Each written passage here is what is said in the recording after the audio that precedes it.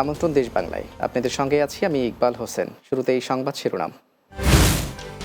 দেশে চাল আমদানিতে আগ্রহীদের আবেদনের পরিপ্রেক্ষিতে বরাদ্দ দেওয়া শুরু। খাদ্য মন্ত্রণালয়ের আমদানি শুরু হলে খুচরা বাজারে দাম কমার প্রত্যাশা। এবং সাংবাদিক তুহিন হত্যার প্রতিবাদে দেশের বিভিন্ন স্থানে মানববন্ধন, বিক্ষোভ মিছিল, জড়িতদের দৃষ্টান্তমূলক শাস্তি দাবি।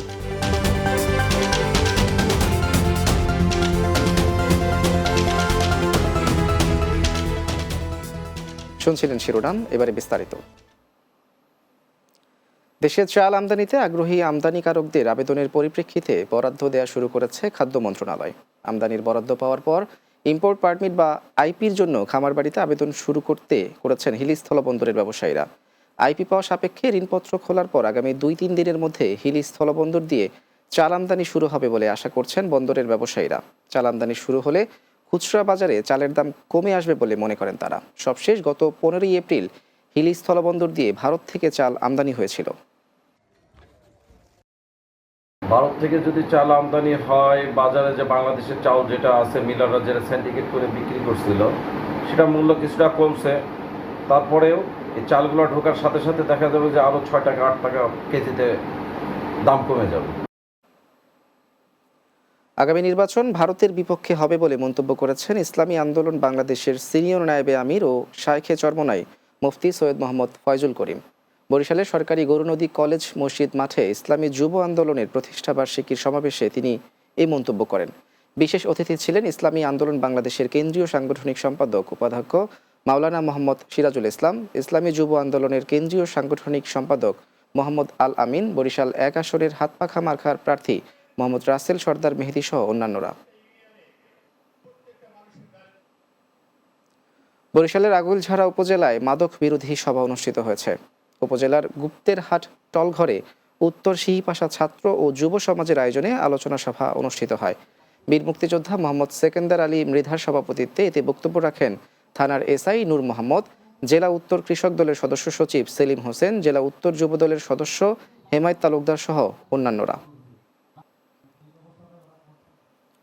বিএনপির কেন্দ্রীয় কর্মসূচির অংশ হিসেবে বান্দরবান রোয়াংছড়ি উপজেলার তারাছা ইউনিয়নে নতুন সদস্য সংগ্রহ কর্মসূচি অনুষ্ঠিত হয়েছে।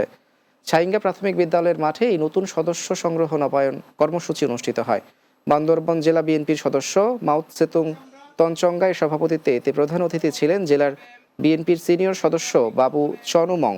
এ সময় বান্দরবান জেলা ছাত্রদলের সাবেক সিনিয়র সহসভাপতি ওসমান গনি, 1 নম্বর ওয়ার্ড বিএনপির সভাপতি নূর মোহাম্মদ সহ অন্যান্যরা উপস্থিত ছিলেন। সাংবাদিক মোহাম্মদ আসাদুজ্জামান তুহিনকে হত্যার প্রতিবাদে দেশের বিভিন্ন স্থানে মানববন্ধন ও বিক্ষোভ মিছিল অনুষ্ঠিত হয়েছে। ব্রাহ্মণবাড়িয়া প্রেস ক্লাব প্রাঙ্গণে মানববন্ধন ও বিক্ষোভ মিছিল কর্মসূচির আয়োজন করে সাংবাদিক ইউনিয়ন ব্রাহ্মণবাড়িয়া। অনুষ্ঠানের সভাপতিত্ব করেন সাংবাদিক ইউনিয়ন ব্রাহ্মণবাড়িয়ার সভাপতি নিয়াজ মোহাম্মদ খান বিটু। দিনাজপুরের হিলিতে মানববন্ধন ও বিক্ষোভ সমাবেশ অনুষ্ঠিত হয়েছে। হাকিমপুর প্রেস ক্লাবের আয়োজনে হিলি স্থলবন্দরের চারমাথা মোড়ে অনুষ্ঠিত মানববন্ধনে বক্তব্য রাখেন উপজেলা বিএনপির সাংগঠনিক সম্পাদক হজরত আলী সহ অনেকেই। মানিকগঞ্জ প্রেস ক্লাব চত্বরে মানববন্ধন অনুষ্ঠিত হয়। এতে উপস্থিত ছিলেন প্রেস ক্লাবের সভাপতি জাহাঙ্গীর আলম বিশ্বাস, সাবেক সভাপতি গোলাম সারোয়ার সানু, বাংলা টিভির মানিকগঞ্জ প্রতিনিধি ওহিদুর রহমান রানা সহ স্থানীয় সাংবাদিকরা।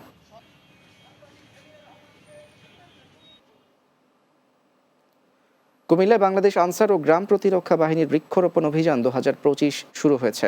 সোমবার জেলা আনসার ও বিডিবি কার্যালয়ের প্রশিক্ষণ মাঠে এর উদ্বোধন করেন কুমিল্লা রেঞ্জের পরিচালক মোহাম্মদ মাহবুবুর রহমান। অনুষ্ঠানে জেলা commandant Rashiduzzaman, circle adjutant Monirul Islam সহ কর্মকর্তারা উপস্থিত ছিলেন। উদ্বোধন শেষে দেশ ও জাতির মঙ্গল কামনায় বিশেষ মোনাজাত অনুষ্ঠিত হয়। ঢাকার দোহারে জমি রেজিস্ট্রেশনে অতিরিক্ত উৎসকর বাতিলের দাবিতে মানববন্ধন করেছেন দলিল লেখকরা। সোমবার বিকেলে উপজেলা সাব রেজিস্ট্রি অফিসের সামনে মানববন্ধন করেন তারা। এ সময় তারা বলেন, উৎসকর বেড়ে যাওয়ায় তলানিতে ঠেকেছে জমি কেনাবেচার হার। বিপাকে পড়েছেন ক্রেতা ও বিক্রেতারা। এতে আয় রোজগার বন্ধ হয়ে মানবেতর জীবনযাপন করছেন দলিল লেখকরা। রেজিস্ট্রি কার্যক্রম স্বাভাবিক করতে অতিরিক্ত উৎসকর বাতিলের দাবি জানান তারা। মানববন্ধনে উপস্থিত ছিলেন উপজেলা সাব রেজিস্ট্রার আকলিমা ইয়াসমিন সহ দলিল লেখক ও সাধারণ জনগণ।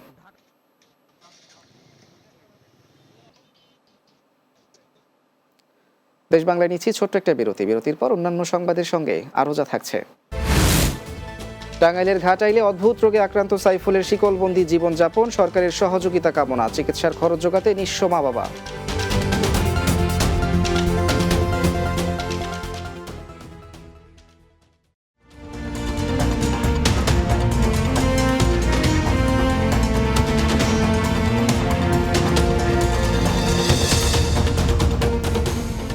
বিরতির পর দেশ বাংলায় স্বাগত আরও একবার। পটুয়াখালী গলাচিপা উপজেলা গণ অধিকার পরিষদের উদ্যোগে বকুলবাড়িয়া ও কলাগাছিয়া ইউনিয়নে রিকশা চালক, মোটরসাইকেল চালক এবং গরিব মানুষের মধ্যে রেইনকোট বিতরণ করা হয়েছে। গিলাবাড়িয়া বাজারে নেতৃবৃন্দকে সঙ্গে নিয়ে 500 রেইনকোট বিতরণ কার্যক্রম পরিচালনা করা হয়। এ সময় ছাত্র অধিকার পরিষদ কেন্দ্রীয় কমিটি সহসভাপতি আবু নাইম, গণ অধিকার পরিষদ গলাচিপা উপজেলা সদস্য সচিব জাকির হোসেন মুন্সি, যুব অধিকার পরিষদ গলাচিপা উপজেলা আহ্বায়ক মোহাম্মদ রাসেল হোসাইন, ছাত্র অধিকার পরিষদ গলাচিপা উপজেলা সভাপতি আরিফ বিল্লাহ, গণ অধিকার পরিষদ বকুলবাড়িয়া ইউনিয়ন আহ্বায়ক জুয়েল খান সহ অন্যান্যরা উপস্থিত ছিলেন। বাংলাদেশ উশু ফেডারেশনের আয়োজনে সিলেটে উৎসব মুখরভাবে বিশ্ব উশু দিবস উদযাপন করা হয়েছে। দিবসটি উপলক্ষে সিলেট নগরীতে একটি বর্ণাঢ্য র্যালির আয়োজন করা হয়। পরে জাতীয় উশু প্রতিযোগিতায় সিলেট বিভাগে ভালো ফলাফল অর্জনকারী উশু খেলোয়াড়দের মাঝে পুরস্কার বিতরণ করা হয়। অনুষ্ঠানে প্রধান অতিথি হিসেবে বক্তব্য রাখেন বাংলাদেশ উশু ফেডারেশনের সভাপতি ও সিলেট 17 পদাধিক ডিভিশনের GOC major general Assam Ridwanur Rahman.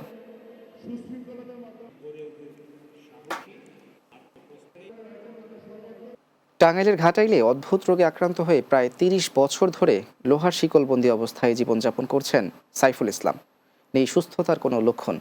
ভবিষ্যৎ অনিশ্চিত সাইফুলের মা রহিমা বেগম স্বামীসহ জমিজমা হারিয়ে পথে ঘাটে ভিক্ষা করে জীবনযাপন করছেন। প্রতিদিন সাইফুলকে দেখতে ভিড় করছেন স্থানীয়রা। সাইফুলের মা সরকারের সহযোগিতা কামনা করেছেন। স্থানীয়রাও কামনা করছেন সরকারের হস্তক্ষেপ। টাঙ্গাইল প্রতিনিধি খন্দকার হাবিবুল্লাহ কামালের প্রতিবেদন, জানাচ্ছেন অর্ডব নাসির।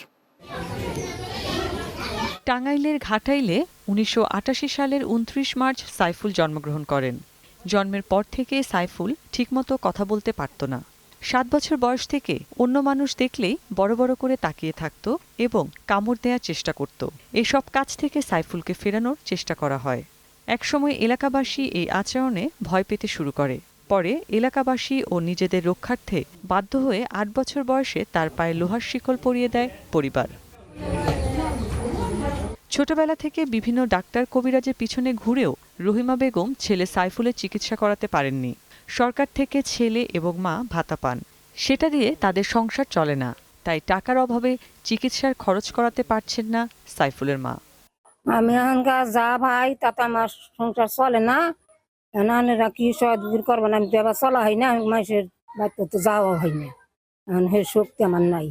জন্মের পর থেকেই সাইফুলের এমন অবস্থা, তাই চিকিৎসার জন্য সরকারের সহযোগিতা কামনা করেন স্থানীয়রা।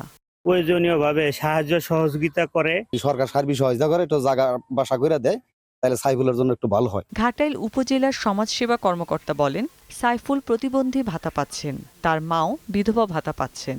উপজেলার প্রশাসন সবসময় তার পাশে রয়েছে। মোহাম্মদ সাইফুল ইসলাম একজন প্রতিবন্ধী ব্যক্তি, তিনি প্রতিবন্ধী ভাতার অন্তর্ভুক্ত আছেন। তার মা একজন বিধবা মহিলা, তিনি বিধবা ভাতার অন্তর্ভুক্ত আছে। সে সাধারণ জনগণ এবং এলাকাবাসীর কাছে আহ্বান জানিয়েছে তার পাশে থাকার জন্য।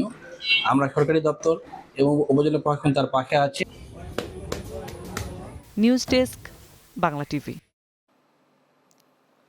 ময়মনসিংহের ভালুকায় মেগার মাঠ এইচপিবি করণ সড়কের উদ্বোধন করা হয়েছে। উপজেলার পৌরসভার মেগার মাঠ থেকে 300 মিটার এইচপিবি সড়ক উদ্বোধন করেন উপজেলা নির্বাহী কর্মকর্তা হাসান আবদুল্লাহ মাহমুদ। স্থানীয়রা বলেন, দীর্ঘদিন যাবৎ সড়কের দুরবস্থার চলাচলে চরম ভোগান্তি পোহাতে হতো তাদের। উপজেলা শ্রমিক দলের সভাপতি শ্রমিক হাসান সোহাগের সভাপতিত্বে এ সময় উপজেলা শ্রমিক দলের সাধারণ সম্পাদক শাহ মোহাম্মদ সুজন, কাউন্সিলর শাহাবুদ্দিন খান সহ বিভিন্ন পর্যায়ের নেতৃবৃন্দ উপস্থিত ছিলেন। নোয়াখালীর বেগমগঞ্জে এসএসসি ও দাখিল পরীক্ষায় উত্তীর্ণ শিক্ষার্থীদের সংবর্ধনা দেওয়া হয়েছে। উপজেলার আমানুল্লাহপুরে স্থানীয় একটি কমিউনিটি সেন্টারে শিক্ষার্থীদের সংবর্ধনা দেওয়া হয়। স্বেচ্ছাসেবী সংগঠন তারুণ্যের আলো সমাজ কল্যাণ সোসাইটি আয়োজিত অনুষ্ঠানে প্রধান অতিথি ছিলেন উপজেলা নির্বাহী কর্মকর্তা আরিফুর রহমান। সংগঠনের পৃষ্ঠপোষক ও সানিমা গ্রুপের এমডি SM শাহাবুদ্দিনের সভাপতিত্বে এই সময় ঢাকা মেডিকেল কলেজ হাসপাতালের সহকারী সার্জন ডাক্তার জাবেদ হোসেন, সাবেক ইউপি চেয়ারম্যান আলমগীর হোসেন, জেলা ছাত্র শিবিরের সাধারণ সম্পাদক মুজাহিদুল ইসলাম সহ অনেকেই বক্তব্য রাখেন।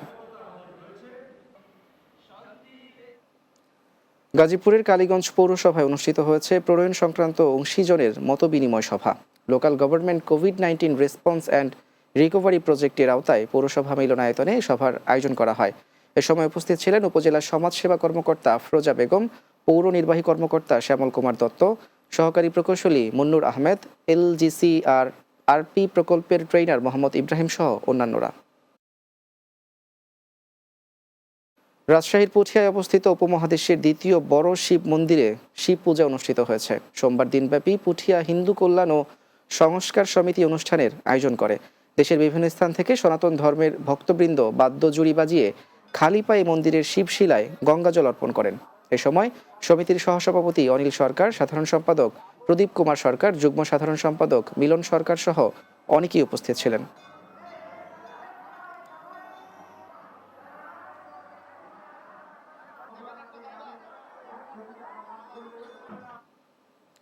শেষ করব দেশ বাংলা, তবে যাবার আগে সংবাদ শিরোনামগুলো জানিয়ে দিচ্ছি আরও একবার।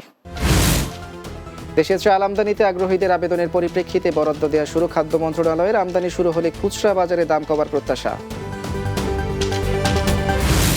সাংবাদিক তুহিন হত্যার প্রতিবাদে দেশের বিভিন্ন স্থানে মানববন্ধন, বিক্ষোভ মিছিল, জড়িতদের দৃষ্টান্তমূলক শাস্তি দাবি।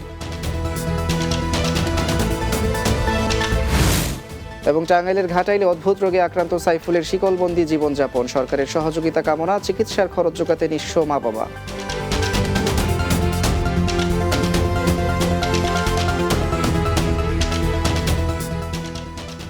এই ছিল দেশ বাংলা। আমাদের পরবর্তী সংবাদ বিকেল 4টা 30 মিনিটে দিনের বাংলা দেখার আমন্ত্রণ রইল। এতক্ষণ সঙ্গে থাকার জন্য ধন্যবাদ সবাইকে।